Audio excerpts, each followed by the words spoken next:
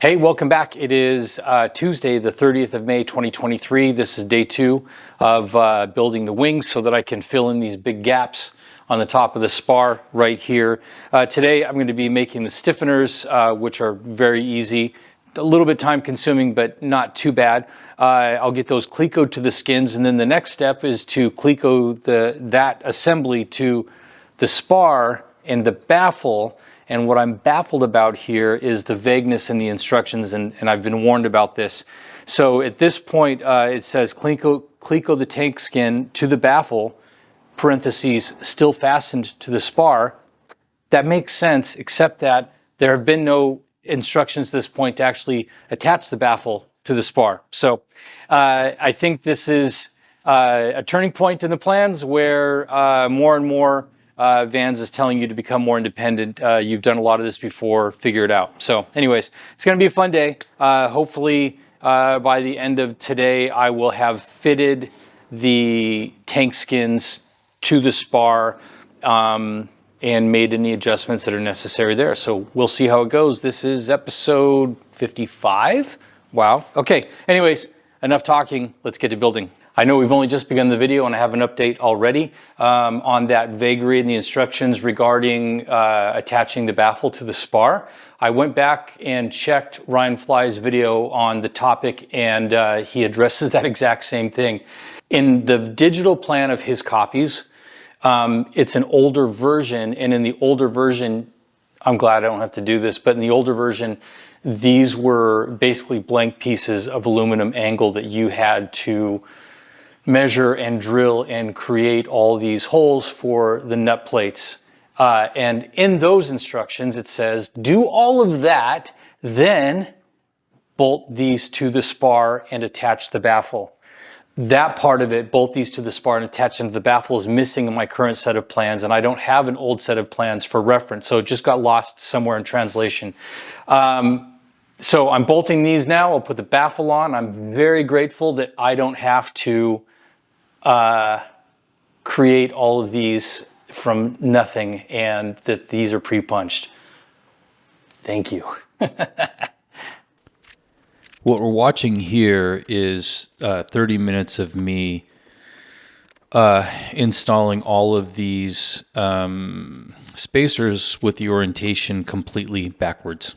So basically 15 minutes of installing them on the right wing, 15 minutes of scratching my head as to why the baffle doesn't fit. And I think I even grabbed the baffle for the left wing just to confirm that they are the same and look at the holes and scratch my head for a little bit. Looking at that picture, it's one of those things where things are flipped upside down and turned around. And anyways, simple fix. So basically I spent 30 minutes doing this business right here, and then shortly after I spent 30 minutes undoing all of that and installing that on both wings, and guess what? They fit. It's a fairly interesting design.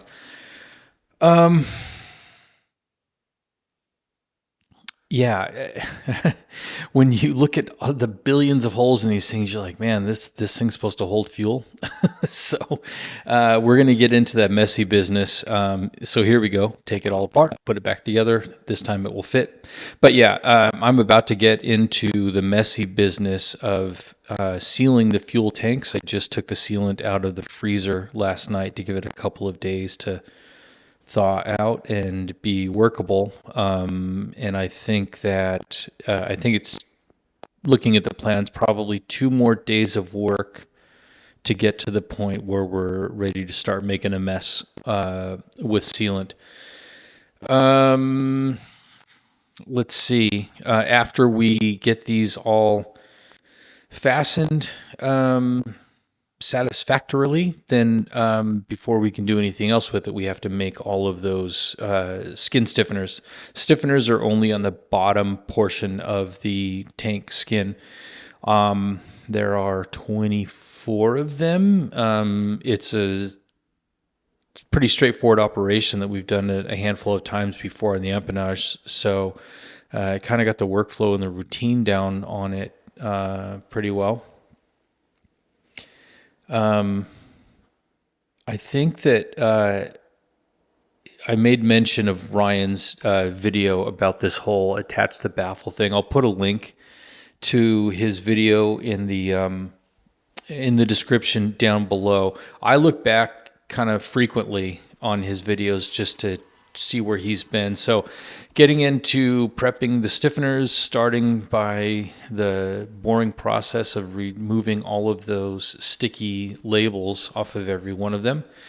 And then we'll step over to the bandsaw. This is just separating them into their individual lengths. And then when that's done, we'll step back over to the workbench and draw the cut lines for the little angles that need to be trimmed off of there. I mentioned it way back early in this build.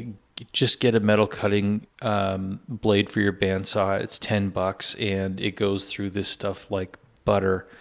It makes that work so fast. I think that separating all the parts was 4 minutes, and then making the fine cuts was 29 minutes, which we'll get into right here.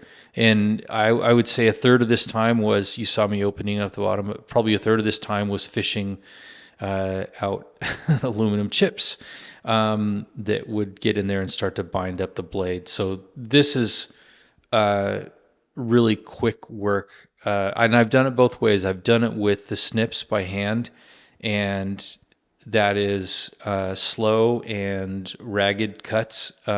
Even when they're done finely, it's just hard to get them precise on these tight angles. This makes it really quick. It's not rocket surgery. You want to get it close to the line, then just step over to the Scotch-Brite wheel, take it down to the line. I'm going to spare you guys watching me deburr and clean up those edges. It's done. I took video of it, but yeah, there's only so much of that you can watch. That's a fairly fundamental operation that we're all familiar with at this point. So once these are done, then they all need to be fitted to the skins, and I am desperately low on Clecos. So as this goes on, you'll notice fewer and fewer Clecos actually attaching the skin to the the wings that are hanging up behind me. In I think about 2 days, I'll have a couple hundred more Clecos arriving. Thank goodness. But yep, not test fitting, rather. Getting these all fitted up to the skins. They're not all identical. There are four different size stiffeners that you have there, but 3 of them look very similar. So at the beginning, it's just kind of holding it up, trying to figure out where the holes align exactly. You see me stealing Clecos back here so that I can get to work on the finish up this skin and then move on to the left tank skin going on right there. Putting it in the cradle, it makes it easiest to fit most of these in. Then you have to take it out to get the last couple of Clecos, and then once that's done, you got to get that stand out of the way, because in this position right here, before it goes up on the wing, you need to just throw the reamer bit in the drill and go through and final size all of these holes, which again is an operation we've done many times before. It's very uninteresting and absolutely necessary. But the fit on these actually wasn't that. It felt to me like the holes in the spacers themselves, the stiffeners themselves, were pretty much final size. This was really just sort of upsizing the skin to match.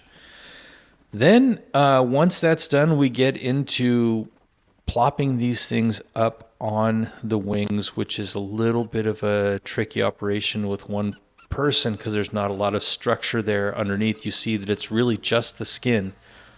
But once you got it on there, the fit, the engineering is pretty amazing. The fit is absolutely perfect, which is crazy. Yeah, so the ribs are not missing. In this step, the ribs are not supposed to be here. And I think I have a picture kind of that coming up a little bit later on.